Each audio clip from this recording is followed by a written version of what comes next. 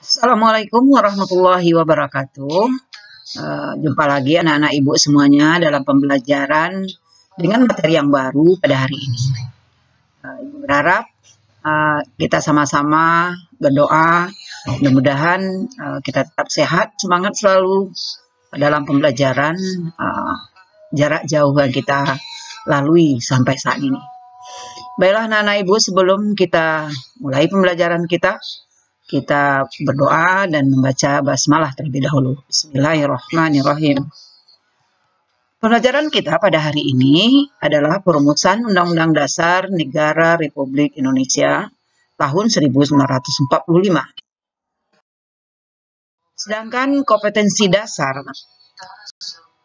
menganalisa kesejarahan, perumusan dan pengesahan Undang-Undang Dasar Negara Republik Indonesia tahun 1945. Indikatornya adalah mendeskripsikan perumusan Undang-Undang Dasar Negara Republik Indonesia tahun 1945 dalam sidang kedua BPUPK. Beberapa minggu yang lalu kita sudah belajar tentang sidang BPUPK yang pertama yang merumuskan serta mensahkan Pancasila sebagai dasar negara. Saat ini kita akan belajar tentang sidang BPUPK yang kedua. Nantinya juga akan merumuskan beberapa hal yang sangat penting di dalam pendirian negara Indonesia ke depan. Materi pembelajaran kita pada hari ini, yang pertama adalah hakikat konstitusi dan undang-undang dasar. Yang kedua adalah perumusan Undang-Undang Dasar Negara Republik Indonesia tahun 1945.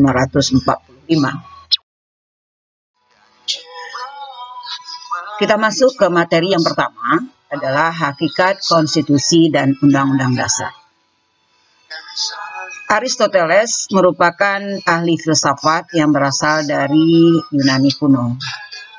Aristoteles membedakan antara konstitusi dengan undang-undang.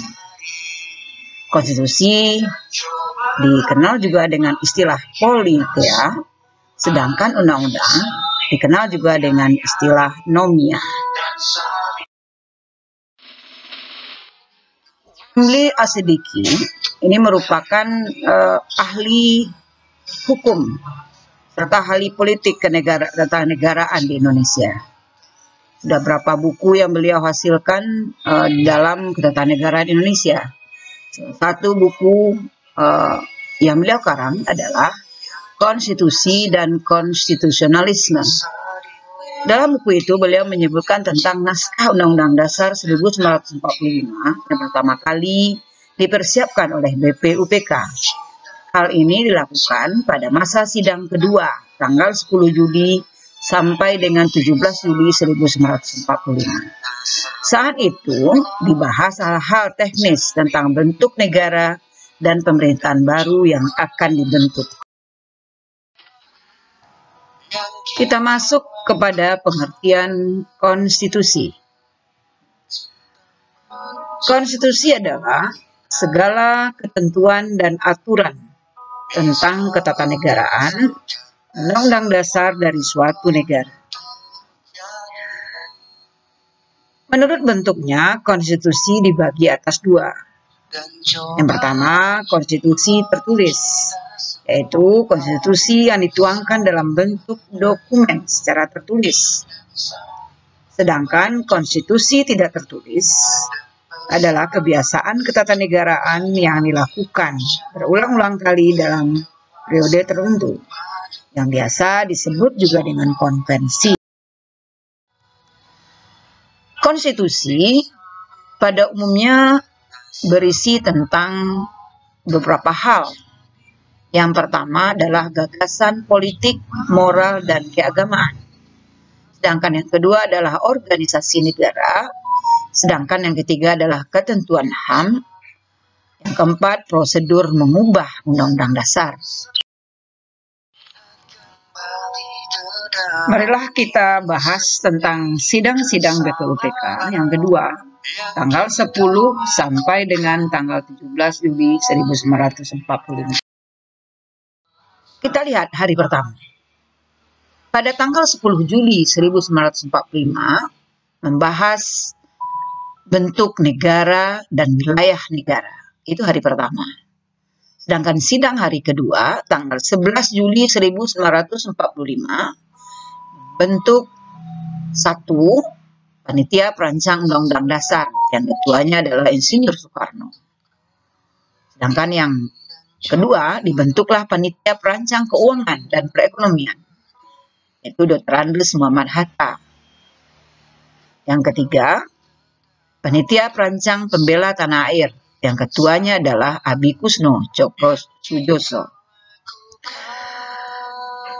Agenda pembicaraannya pada saat sidang hari kedua itu adalah yang pertama, membahas wilayah negara, membahas kewarganegaraan, rancangan undang-undang dasar, membahas ekonomi dan keuangan, pembelaan negara, dan pendidikan pengajaran. Sidang tanggal 12 Juli 1945 itu membentuk panitia perancang hak asasi manusia, membentuk panitia kecil perancang undang-undang dasar, keinginan untuk membentuk negara kesatuan atau unitarisme, membentuk kepala negara di tangan satu orang, yaitu presiden. Pada tanggal 13 Juli 1945, panitia kecil perancang Undang-Undang Dasar membahas beberapa hal. Yang dibahas adalah ketentuan tentang lambang negara, negara kesatuan, sebutan dari Majelis Permusyawaratan Rakyat, dan juga membentuk panitia penghalus bahasa dari rancangan Undang-Undang Dasar. Pada tanggal 14 Juli 1945, BUPK mengadakan sidang dengan agenda pembicaraan tentang pernyataan kemerdekaan. Pada sidang tanggal 15 Juli 1945 dilanjutkan dengan acara pembahasan rancangan Undang-Undang Dasar. Tanggal 16 Juli 1945, naskah Undang-Undang Dasar akhirnya diterima dengan suara bulat pada sidang BUPK.